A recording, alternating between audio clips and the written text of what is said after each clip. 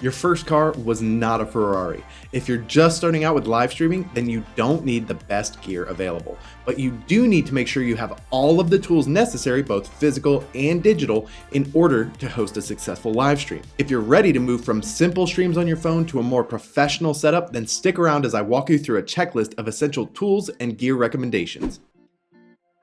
Just about any laptop or PC these days is capable of live streaming. Even Chromebooks, which are notoriously cheap, are capable of helping you host your next big live stream. However, the more processing power your computer has, the easier it will be for your device to host and manage your streams. With less processing power, you run the risk of your computer fan going insane or the device freezing because too many resources are being consumed at once. You also have to make sure that your computer has the right ports needed for streaming.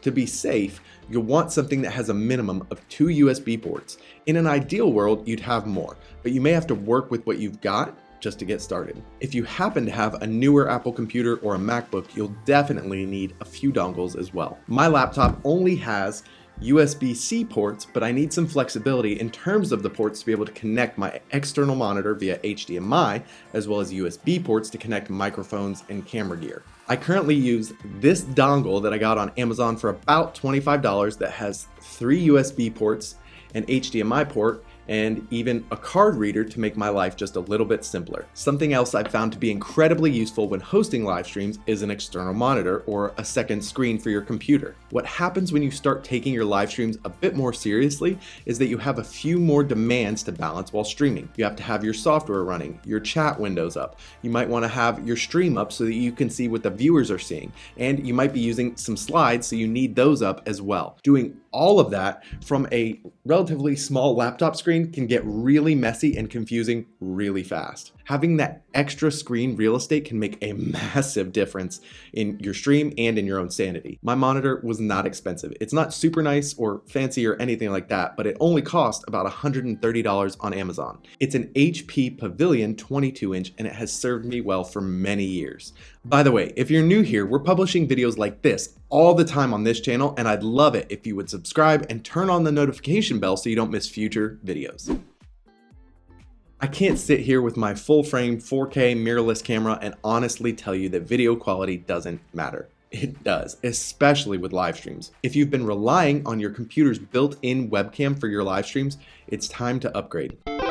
It's possible for many cameras these days to be connected to a computer and used for live streams, even your smartphone. There's actually a software called Camo that allows you to use your smartphone and connect it to your computer to be used as a webcam. It's relatively inexpensive at $40 for an annual license or $80 for a lifetime license. The image will look better than your built-in webcam and it won't cost you your firstborn child to buy it. If you're not interested in that option, then the Elgato Facecam might be just what you need. It's a relatively new introduction to the market and it's getting great reviews. For only $200, you get a pro-grade lens and a great sensor in the form of a small webcam. It comes with software that allows you to tweak the settings and adjust the image, which is very helpful for ensuring that you look amazing on camera. This webcam is a great option for streamers not wanting to spend $1,000 or more on a nice camera. Beyond that, you can explore DSLR or mirrorless cameras, and there are endless options out there. This would be a great option if you plan to shoot other kinds of videos for your streaming service or create on-demand videos. If you go this route, then be sure to look for these things in your camera. Be sure to pause this video if you want to read all of this. Otherwise, let's keep moving.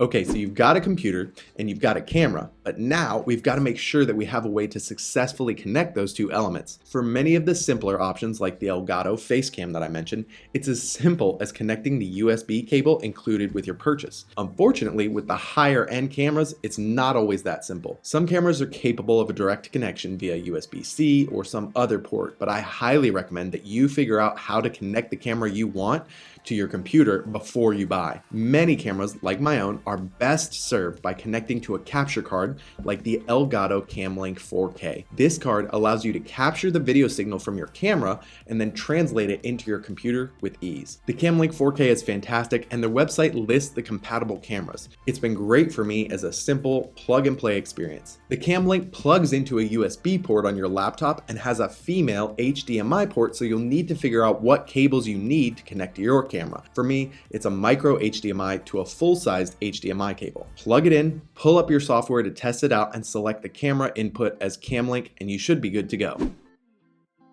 Bad audio is one of the biggest complaints I hear about when it comes to online video. To avoid this issue, it means you should absolutely invest a bit more money into a solid microphone to get that higher quality audio. While you might be able to get by with 720p video, poor audio is not something that most people are willing to overlook. I think the best starting option is the Audio-Technica AT2020. It's a fantastic microphone, and they offer both an XLR version as well as a USB version. For most of you, the USB version is going to be the better option just for the sake of simplicity, and at $150, it's worth every penny. If you care deeply about audio, then you may want to explore the XLR option, as that offers slightly better quality, and the XLR option is actually $50 cheaper at $100. However, you will need a preamp to connect your XLR to your computer, so you'll need to factor in that cost as well. If you want to go above that level of microphone, then the Shure SM7B is kind of the industry standard when it comes to microphones. It's used in podcasts and live streams by professionals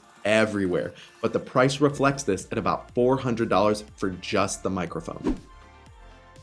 This isn't necessarily essential, but I would highly recommend using headphones, especially if you're talking to anyone on your live stream or incorporating other audio sources. Headphones allow you to monitor the audio quality and participate in the conversations that are going on. If you just allow the audio to play through your computer's speakers, then you're running the risk of that sound then being picked up by your microphone, which can cause feedback or a really nasty echo. You can use any headphones you want for this. I often rely on my workout headphones for live streams, and they work just fine. Or maybe you've got a nice pair of headphones for gaming or whatever, and you can just use those. The choice is really yours. If you're getting value out of this video, go ahead and hit that like button below. Thanks so much.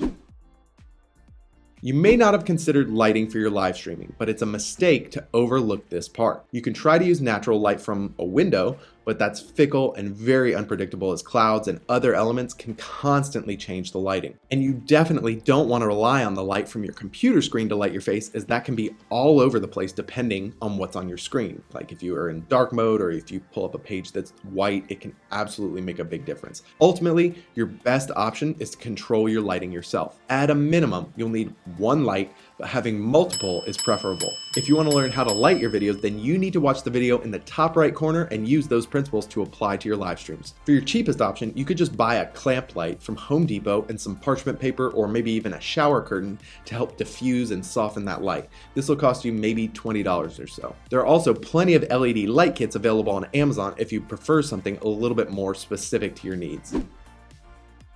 You'll need a platform to go live on, like Twitch, YouTube, social media, or maybe even your own streaming site, like something you could create with Uscreen. But you'll also need software on the back end to help you manage your live streams. These kinds of software allow you to manage who's on your stream, what content is being shown on the screen, add graphics, and other elements to really make your live stream look better. First up is OBS, a free software to help you do just that. It's very popular and pretty customizable, but there is a little bit of a learning curve. So while it might be a good option for the cost conscious, you will need to invest some time to learn and get comfortable with using it. Two other great options are StreamYard and Restream.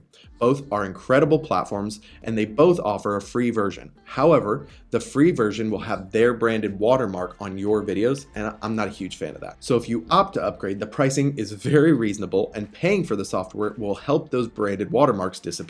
Both platforms have great features, and they make it so easy to host your live stream, invite people to host with you, upload graphics, monitor the chat, and more. I can't recommend them highly enough. I've got one more suggestion for you, but I want to pass the question off to you. What are your favorite live stream accessories, or what questions do you have about this setup? I'd love to answer some of those, so let me know in the comments below this video. Now, you might be thinking that this is silly, but hold on a minute, because there are some details here that you can't afford to overlook. When I first started live streaming, I just assumed that my internet speeds were good enough to go live on YouTube.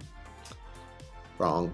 Turns out I was paying a lot of money for mediocre download speeds of about 150 megabits per second, but my upload speeds were about 15 megabits per second, which is absolutely terrible. Not only is it super slow, it was actually so slow that it caused my internet connection to crash every time I tried to go live. In order to be successful with your live stream, you need internet upload speeds of at least 25 megabits per second at an absolute minimum. Anything higher than that is icing on the cake for a nice, buttery smooth live stream. Luckily, I've now got access to 300 megabit per second upload speeds, and I shouldn't have those issues anymore. So if you're able, Be sure to shop around and find the best prices for the fastest connection, and then make the investment so you can host the live streams that you and your audience deserve. If you're interested in learning how to make better videos, then be sure to check out the videos in the playlist over there right now. And if you found this video helpful, I'd be so grateful if you would hit that subscribe button below so we can stay connected. Thanks so much for watching. I'll see you next time.